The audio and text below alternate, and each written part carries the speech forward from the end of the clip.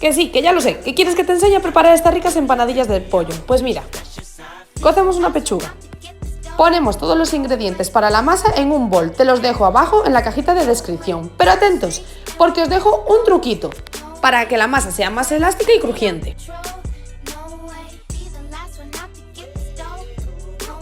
No seas perezoso y ponte manos a la masa porque te van a encantar.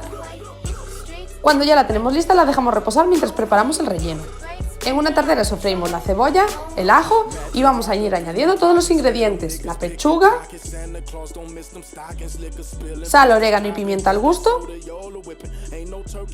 y tomate triturado.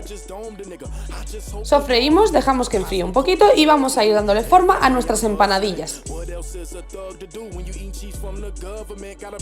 Rellenamos, cerramos y a la freidora con abundante aceite.